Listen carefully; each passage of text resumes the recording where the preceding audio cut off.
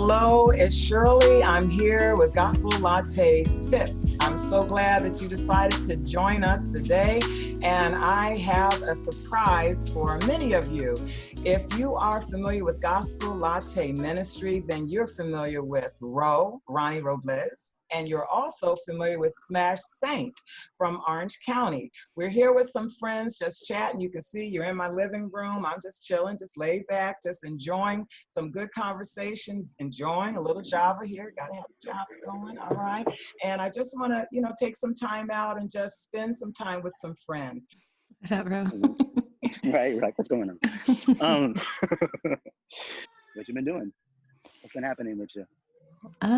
Well, I think it's been about like 5 years, I think, right? Right, absolutely. Yeah.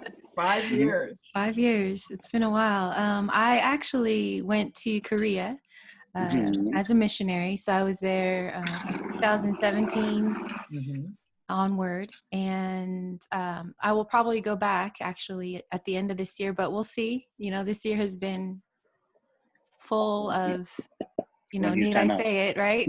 Yes, can't even say it. Yeah. But I was explain. Exactly.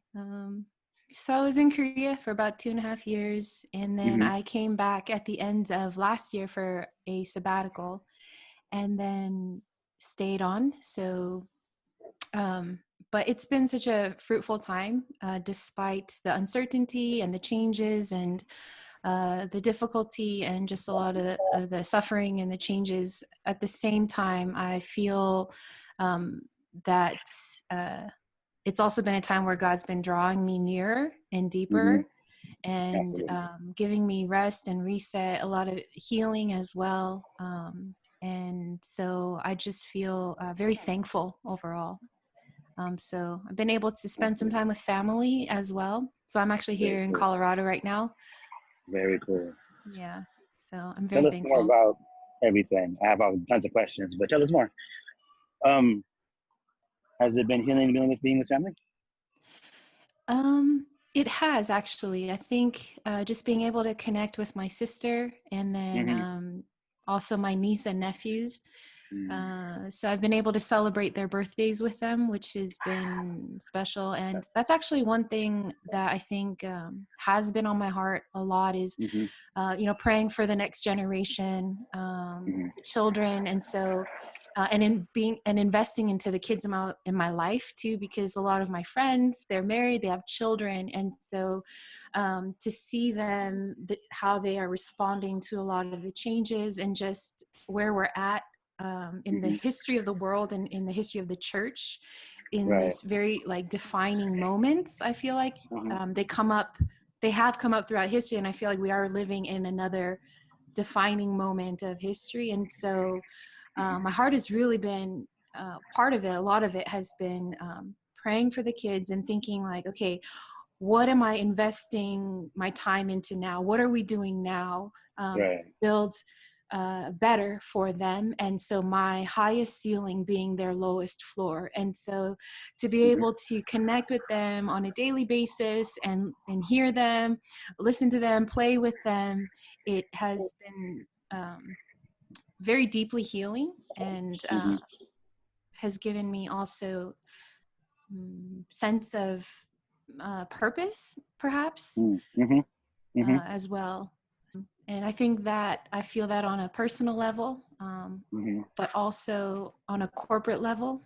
I would love for our highest ceiling, like the victories, the ground that we take when it comes to better quality of life or understanding Jesus or issues of justice, righteousness, being more unified as a church, as a body, caring for one another, being compassionate. In every area. So the advances that we're making, just my highest ceiling be their starting point, their lowest starting point. And I feel like, God is a generational God. He thinks Abraham, Isaac, Jacob. And so I think that's the Father's heart too, right? Is you want your kids. You want your next generation to go so much further than you could have, you know, like that's it. And so I'm like, okay, if this is what is it, like a relay race, right? I'm like, I'm gonna run this portion well and give them a really good start, you know. And so I've been really feeling that a lot. The things that we thought were impossible that we've attained become a commonplace of them that saw you do it. Right. Something like that. Right. And, you know, even things that like I didn't get until I was in my 20s, you know, my 9-year-old niece is like, oh yeah, it's like second nature to her. So I'm like, it's like the internet. That's what's up. I'm like, oh yeah. Ronnie, we have a guest. Oh. Yeah, it's a family reunion. Whoa. Whoa. How's it going? Just hanging out. Everything's going on. Everything. Yeah. We're talking about Janet was talking and Ronnie was adding, and then you popped in and I'm just waving. Okay. It's good to see you all. So good. A lot's been happening. I know this is going to resonate with you, son. Janet mentioned our highest ceiling is the next generation's lowest floor. Absolutely. I know you've been doing a lot with Cultivate, so go ahead and share your 2 cents. Yeah. Kind of why I was I guess tardy in some ways. We had a story time at 5:30 today where we read a children's book on IG Live, and it was our first time doing it. It was really awesome. We read this book, The Rhino Who Swallowed a Storm by LeVar Burton, and it's basically just like about by LeVar reading Rainbow, you know. But it's basically about the importance of expressing, you know, yourself in the middle of like your frustrations and your depression. Like this rhino took on the whole storm by himself and just held it in, held his tears in, held his sorrow in.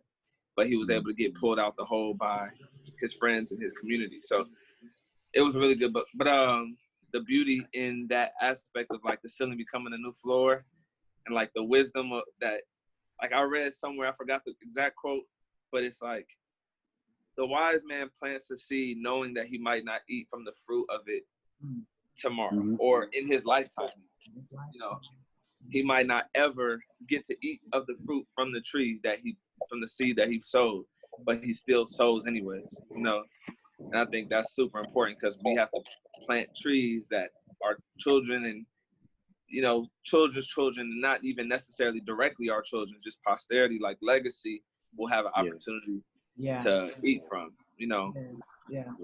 I think my sons are experiencing that. They lost their father very quickly, unexpectedly in September. And that's 3 months before the pandemic and everything hit. We were glad that he didn't succumb to that. But it was very quick, very, very fast. And looking through their eyes, I got to see what he planted in them. They moved with ease. They just, it was, they said, well, Mom, you, and I said, no, you're the sons. I have 3 sons, 7 grandsons, but 3 sons and 2 granddaughters. I said, but no, you handle it. You take care of it. And they, with ease. And I just see them. I see the growth, and they're saying, Mom, we were named after civil rights leaders. And I said, yes, that was the plan.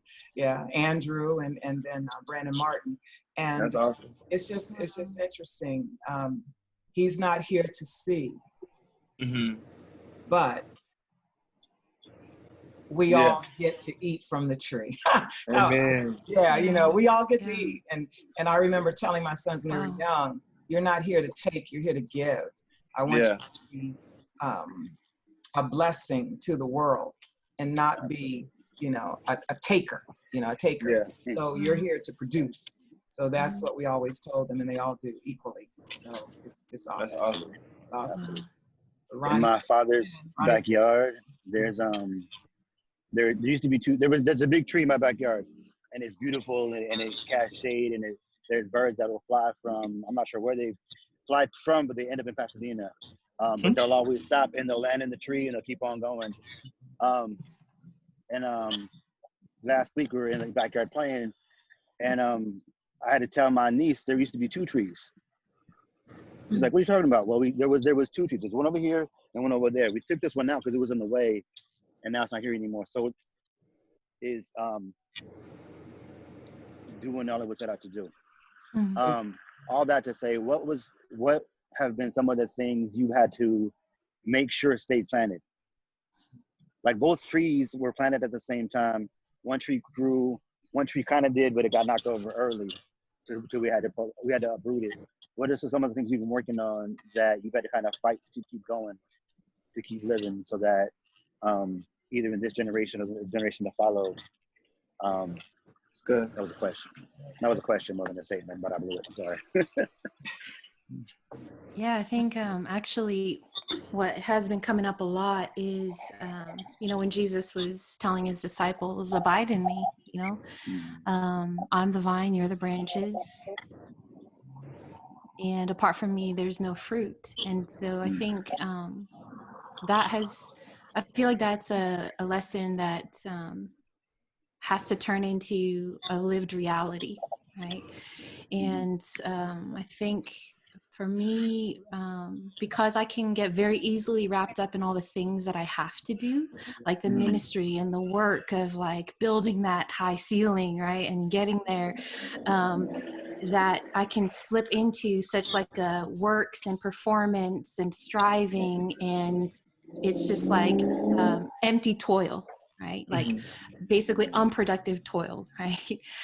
Where I burn out. And actually, during my time in Korea, I kind of like let go a little bit of that time of rest, of the abiding, of making sure that I was, protecting my heart, protecting my time, protecting and stewarding myself, and stewarding my spirit, and stewarding my soul in the Lord. And so I think that has definitely been an area where I want to grow in that, just simply abiding and resting in the Lord, and knowing that that's where the fruit is, and knowing that like I feel like that area